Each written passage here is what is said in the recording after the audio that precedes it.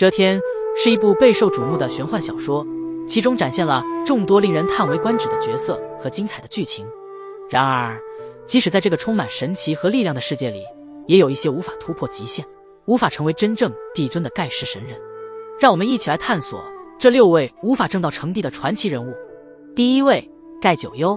盖九幽出生于一个特殊的时代，正值清帝逝世后，清帝的大道仍然存在，万道被压制，导致无人能够正道，因此他无法达到巅峰。然而，如果他生活在其他时代，他必定成为一位伟大的帝尊。后来，在黑暗动乱中，盖九幽以独自一人的力量带走了神虚之主，展现出了他无与伦比的实力，虽不是大帝，却可与大帝媲美。第2位，川音。川音是古天庭的第一神将，他生活在帝尊统治的时代，受到帝尊大道的压制。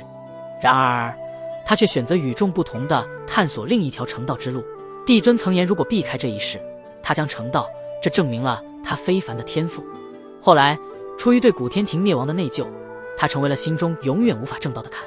然而，在古天庭战争的召唤下，川音再度现身，他赌注了地府100年之久，为叶凡的圣体大成赢得了时间，最终击败了地府最后一位至尊镇玉皇。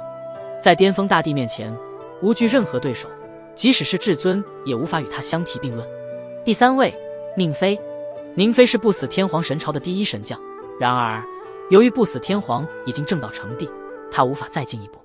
此外，他还深深爱上了不死天皇的女人，成为了一个痴情的男子。最终，由于无法跨越天后这道坎，宁妃无法正道，最后他勇闯生命禁区，进行了一场光辉的战斗，彻底结束了自己的人生。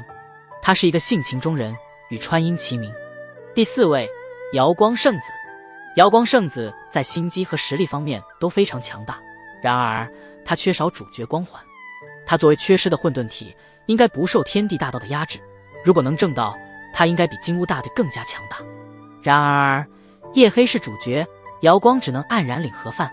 第5位，尹天德。尹天德如果与同代人争度，应该是能够正道的人，毕竟他是唯一在初期就领悟到神境领域的人，他的天赋和潜力远远超过其他竞争者，一旦神风境出现，他在与同辈之间无敌，甚至弟子古皇子也要让路。最终他只输给了成为天帝的叶凡，最后在岁月中安然离去。第6位，神尊。神尊是神族真正的神王体，与圣体和霸体处于同一级别，一旦达到大成，能够与大帝媲美，与其他另类成道者相提并论。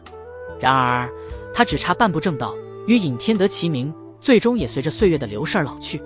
总结一下，还有其他一些比较圆满的盖世神人，如斗战圣皇的竞争者帝缺、乱古时代的张白忍等等，他们都成功正道成帝。然而这6位无法正道成帝的传奇人物，也是遮天中令人瞩目的存在。无论是特殊的时代背景，还是个人的选择，他们都展现了超越常人的实力和魅力。